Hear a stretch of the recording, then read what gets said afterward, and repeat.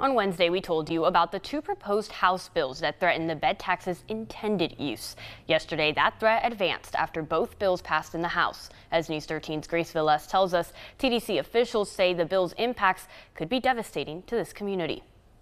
Despite local lawmakers speaking out against House Bill 7033 and House Bill 1221, they both passed in the House Friday morning. Representative Griff Griffiths took to Facebook to publicly share his opposition. House Bill 1221 passed in a 62-45 vote, and House Bill 7033 passed with a 78-29 vote. The reality of the bill's impacts on tourism development tax continue to weigh on tourism organizations. The House of Representatives voted to put forward two bills. One was a local option sales tax bill, and the second one was the overall House tax package that included provisions that pretty much wipe out tourist development councils as they exist now. I mean, TDCs would be abandoned or dissolved by the end of the year. You can see the TDC's impact in Bay County just about everywhere you look, especially in recent months. With projects such as updating Econfina Creek amenities, the beach renourishment project in Mexico Beach, extra funding for Panama City Beach Police to battle spring break, the Ed Hickey ADA beach access, and countless others. All of the projects have enhanced the Bay County experience for visitors and locals alike. It's about the 30,000 people in Bay County that are employed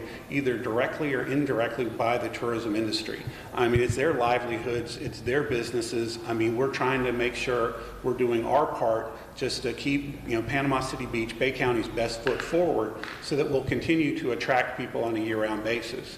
Because getting people here throughout the year really does, helps stabilize our local economy and employment, and also allows us to attract new things. The TDC is also involved in turtle monitoring efforts, the public sports park, public safety, and countless signature events. And while the push from legislation includes redirecting tourism development taxes to offset residents' property taxes, residents could still face other financial burdens. There will be future storm events, and beach renourishment helps us protect against those.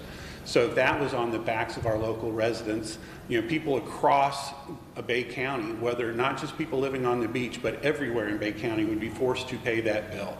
The same with lifeguards, the same with a lot of other things. House bills do need companion Senate bills to move along. Rose says he has faith in the Senate. The one that did pass this, the House is, the tax package, and the Senate has a tax package. It does not include the devastating impacts of the tourist development tax that the House did. And so when they pass the final version of their tax package, then both the Senate President and the Speaker of the House will appoint representatives to negotiate the deal. Until the House and Senate agree on the tax package bill, nothing is certain, which is why it's important to monitor the legislative process and voice any concerns to your senators and representatives. In Panama City Beach, Grace Velez, News 13, Panhandle Strong.